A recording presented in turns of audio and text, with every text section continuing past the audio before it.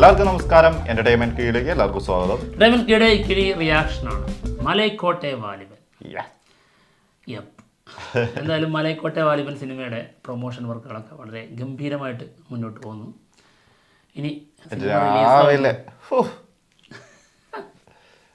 ആലോചിക്കാൻ പറ്റുന്നില്ല. അതെ, ഇപ്പൊ ഈ പറഞ്ഞില്ലേ ആലോചിക്കാൻ പറ്റുന്നില്ല, അത് ആലോചിക്കാൻ പോലും പറ്റാത്ത ഒരാള് കറങ്ങി തിരിഞ്ഞ് നടപ്പുണ്ട്. അത് സത്യം. ലാലേട്ടന്റെ സിനിമയാണല്ലോ. പിന്നെ ആദ്യം തന്നെ ആള് പറഞ്ഞതാണ് ഈ സിനിമ റിലീസ് ചെയ്യാൻ പോലും പോണില്ല എന്നൊക്കെ പറയുകയും ചെയ്തിട്ടുണ്ടായിരുന്നു. അല്ല ഇനി ഇല്ലേ? അല്ല പറയാൻ പറ്റില്ല. ഇനിയിപ്പോ ആളുടെ മൈൻഡിൽ ചിലപ്പോ ഉണ്ടാവൂല, അങ്ങനെ ആയിരിക്കും റിലീസ് ഇല്ല. ആളുടെ മൈൻഡിൽ വേണ്ട, പോട്ടെ, നമുക്ക് കിട്ടൂല. നമുക്ക് കാണാനുള്ള നമുക്ക് കിട്ടും.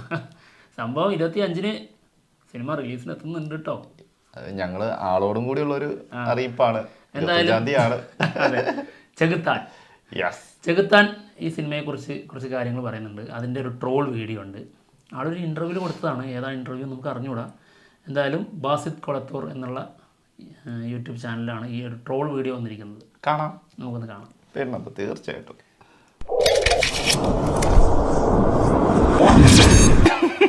ഈ നായിന്റെ മോനെ തല്ലിക്കൊല്ലാൻ വേറെ ആരും ഇല്ലെന്ന് ഇവിടെ.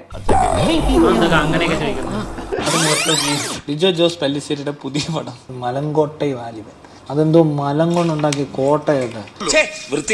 ഇവൻ പറയുന്ന വാക്കുകൾ കുടുംബത്തോടെ ഇരുന്ന് കേൾക്കാൻ പറ്റുമോ? ആ പടം പൊട്ടും. പൊട്ടുന്ന ഒരു ബോംബ്. നീ ഒന്ന് പോടാ, നീ പണ്ടേ ഉടായിപ്പാ. പക്ഷെ പടം പൊട്ടും. മലങ്കോട്ടെ വളിവെന്നാക്കണം. അമ്മച്ചി രാവിലെ തമാശ അടിക്കുകയാണ് ആണെങ്കിൽ പറയണം, ഞാൻ ചിരിക്കാം. മുഖസ്തുതി പറയാന്ന് തോന്നരുത്. അതിപ്പോ ലിജോ ജോസ് പല്ലിശ്ശേരിക്ക് അതിനെ കുറച്ച് നാളായിട്ട് പൊട്ടിത്തെറിക്കും. ലാസ്റ്റ് പൊട്ട ലിജോയുടെ നാണം കെട്ട് നാറും. നോക്കണ്ട, എല്ലാം സംഭവിക്കാൻ പോണ അങ്ങനെ തന്നെയാ. വേറെ എന്ത് പറയാനാ, ഇതൊക്കെ കണ്ടാ അറിയരുത്. അപ്പൊ ആ പോസ്റ്ററൊക്കെ തന്നെ പൊട്ടി.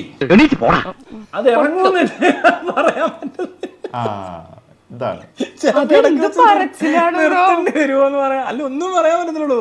നീ ആവശ്യമുള്ളതിന് ഇല്ലാത്തതിനൊക്കെ ചിരിക്കുന്നതിന് പബ്ലിക് രീതിയിൽ സംസാരിക്കുന്ന രീതിയുണ്ട്. ഫാൻസ് അസോസിയേഷൻ അങ്ങനെ ആരും പേടിയില്ല. ഒന്നിനെയും പേടിയില്ല. ഇതാ പറയുന്നത്, ഭ്രാന്തുള്ളവർക്ക് ഒന്നിനെയും പേടിക്കണ്ട. അവർ ഈ ലോകത്ത് സ്റ്റാറാണ്. വെറുതെ പുള്ളി ഒന്ന് വന്ന് നിന്ന് നോക്കിയാൽ തന്നെ മണ്ടത്തരമായി പോവാ. ഇപ്പൊ നിഴല് പോലും കണ്ടിട്ട് നിഴല് മണ്ടത്തരമായി കാണിക്കാൻ തുടങ്ങി. നീ എന്തിനാ ആവശ്യമില്ലാത്ത കാര്യങ്ങൾ പറയണേ? എന്റെ സ്വഭാവം നിനക്കറിയില്ലേ? ഒരാളെ തെറ്റിച്ച് കുടുംബത്തേക്ക് ഒരു സുഖം, തമ്മിലടിപ്പിക്കും ഒരു സുഖം. നമ്മൾ ഈ മലം നമുക്കൊരു ഇങ്ങനെയൊക്കെ വരത്തില്ലേ, അതുപോലെ തോന്നും ഒരാള്. അയാൾ അതാ കാണിച്ചേക്കുന്നത്. അയാൾ അത്ര മണ്ടത്തരൊക്കെ വിളിച്ച് പറയുക, അല്ലെ വൃത്തിയോട് കാണിച്ച് വെച്ചിട്ട് കുളിച്ച് മിടുക്കനായിട്ട് നിൽക്കുക. പണി ഞാൻ തരുന്നുണ്ട്. സിനിമ എപ്പോഴും സക്സസ് ആവണമെന്നില്ലല്ലോ. എപ്പോഴും സക്സസ് ആവണമെന്നൊന്നുമില്ല. പക്ഷെ എപ്പോഴും അങ്ങ് പൊട്ടിയാൽ അതിനെന്തോ കുഴപ്പം. എപ്പോഴും അങ്ങനെ പൊട്ടുന്നില്ലല്ലോ. നിരത്തി പിടിച്ച് ഇത് സ്ഥിരം കലാപരിപാടിയാ. ഒരു റിവ്യൂ പോലെ ബ്രോ ഇട്ടിട്ടുണ്ടായിരുന്നു. അതിനൊരു കമന്റ് വന്നു, ഈ നായിന്റെ മോനെ തല്ലിക്കൊല്ലാൻ വേറെ ആരും ഇല്ലെന്ന് ഇവിടെ. ഞാനെന്ത് പറയാനാ, കലികാല. ഒരു വ്യക്തിയെ കുറിച്ചൊക്കെ പറയുമ്പോഴത്തേക്ക് അവരെ വ്യക്തിഹത്യ ചെയ്യുക, അങ്ങനത്തുള്ള സംസാരങ്ങൾ വരിക. വ്യക്തിഹത്യ ഇല്ല. വെറുതെ ചിരിപ്പിക്കരുത്. അതായത് ഞാൻ എന്തിനു വ്യക്തിഹത്യ എന്ന് പറയുന്നത് എങ്ങനെയാണെന്ന് എനിക്ക് ഇപ്പോഴും മനസ്സിലായില്ല. മനസ്സിലാക്കി തരാം. നമ്മൾ വരേണ്ടി വരും.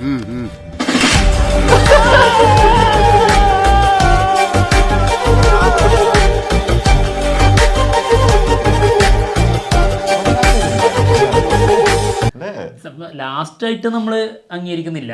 അതെ, ലാസ്റ്റത്തെ ആ കാര്യത്തിൽ നമ്മള് ബാലക്കെതിരാണ്. തീർച്ചയായിട്ടും. അത് കേറി ഒരാളുടെ വീട്ടിൽ കയറിയിട്ട് ചെയ്യാൻ പാടില്ലായിരുന്നു ഒരു സംഭവം തന്നെയാണ്. പിന്നെ സിനിമ ഇറങ്ങുന്നതിന് മുൻപേ ഇറങ്ങുക പോലും ഇല്ല, അല്ലെങ്കിൽ സിനിമ പരാജയപ്പെടും എന്നൊക്കെ പറഞ്ഞ് അതും വളരെ മോശമായിട്ട്. അതും ഇപ്പൊ സിനിമ വന്നു കഴിഞ്ഞിട്ടാണെങ്കിലും റിലീസ് ചെയ്ത് കഴിഞ്ഞിട്ടാണെങ്കിലും സിനിമ കാണാതെ പറയുന്ന ആളാ, റിവ്യൂ ഇടുന്ന ആളാ.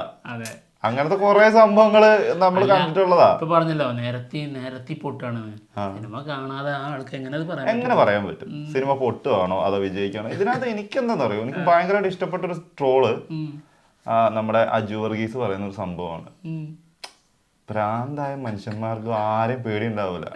അവരാണ് ഇവിടുത്തെ എന്താ പറയാ സൂപ്പർ സ്റ്റാർ എന്ന് പറഞ്ഞില്ലേ, അതാണ് സത്യമായിട്ടും. അത് ഇടയ്ക്ക് നമുക്ക് തോന്നിപ്പോ മൂപ്പര് എന്താ ഈ പറയണേന്ന് പോലും ചില സമയത്ത് നമുക്ക് ചിന്തിച്ചു പോകും. ആ ഒരു സാധനത്തിനോട് ഞാൻ യോജിക്കുന്നില്ല കേട്ടോ. എന്താ അതായത് ആരാ നോർമലൂടെ അല്ല എല്ലാരും, അത് ഒരിക്കലും ഞാൻ പറഞ്ഞിട്ടില്ല എല്ലാരും നോർമലാന്നല്ല പറഞ്ഞത്. അതായത് ഇങ്ങനെ ഒരു സാധനം പറയുമ്പോ ഇപ്പൊ ആളെ എന്തൊക്കെ പറഞ്ഞിരുന്നു, ആള് തന്നെ പറയണ വ്യക്തിഹത്യ ചെയ്തിട്ടില്ല, അതിനകത്ത് എന്ത് അങ്ങനെ പറയുന്ന ഒരാളെ അതിനെ കുറിച്ച് അറിയില്ല എന്നുള്ളതാണ്. അതായത് വ്യക്തിഹത്യ എന്ന് പറഞ്ഞ സംഭവം ആള് നന്നായിട്ട് ചെയ്യുന്നുണ്ട്, ഏറ്റവും മോശമായിട്ട് ചെയ്യുന്ന ഒരാളാണ്. അതെ, അതും മമ്മൂക്കേനെ മോഹൻലാലിനെ ഇവരെ പറയുന്നോട് മാത്രമല്ല കേട്ടോ, ആരെയാണെങ്കിലും അങ്ങനെ പറയാൻ പാടില്ലല്ലോ. അതായത് ആള് ചെയ്യുമ്പോൾ അത് വ്യക്തിഹത്യ ആവുന്നില്ല, പക്ഷെ ആള് വിമർശിക്കുന്ന മറ്റുള്ളവരുണ്ടല്ലോ, അവര് ഇതൊക്കെ ചെയ്തു എന്ന് പറഞ്ഞിട്ടാണ് വിമർശിക്കുന്നത്, പക്ഷെ ആൾക്കാവാം മറ്റുള്ളവര് അങ്ങനെ ചെയ്ത അതാണല്ലോ ഏറ്റവും വലിയൊരു അത് തെണ്ടിത്തരാണ്. അതെ, എന്താണെങ്കിലും കൊള്ളാം. എന്തായാലും ആൾക്ക് ആദ്യം പറഞ്ഞ ഒരു ഡയലോഗ് ആൾക്ക് നമ്മൾ പറഞ്ഞു കൊടുക്കുകയാണ്. സിനിമ റിലീസ് ചെയ്യാൻ പോവാണ്, നാളെ രാവിലെ 6:30 ഫാൻ ഷോ തുടങ്ങും. അപ്പോൾ സിനിമ റിലീസ് ചെയ്യാൻ പോകുന്നു പോലും അറിയില്ല, അതിന് തന്നെ സംശയമാണെന്ന് പറഞ്ഞില്ലേ, അതിനുള്ള മറുപടിയാണ്. ഇനി സിനിമ ഇറങ്ങി കഴിഞ്ഞതിന് ശേഷം ബാക്കി ടെൻഷൻ എന്തിനാ ടെൻഷൻ? ടെൻഷനുമില്ല. അല്ല വേറെ കാര്യണ്ടേ, അല്ലേ ഈ ഒരു സിനിമ നമ്മളിപ്പോൾ ഒരു സിനിമ കണ്ടിട്ട് ഇപ്പോൾ ഭയങ്കരമായിട്ട് സാമ്പത്തികപരമായിട്ട് വളരെ പരാജയപ്പെട്ട സിനിമ, അതായത് തിയേറ്ററിൽ ഭയങ്കരമായിട്ട് ഓടാത്ത നമുക്ക് ഭയങ്കര ഫേവറേറ്റ് ആയിട്ടുള്ള സിനിമകൾ ഉണ്ടാവും, പിന്നെ അല്ലേ ഇഷ്ടം പോലെ ഉണ്ട്. അപ്പോൾ അത് നമുക്ക് വമ്പൻ സിനിമയാണ്, വമ്പൻ ഹിറ്റാണ് ആ സിനിമ.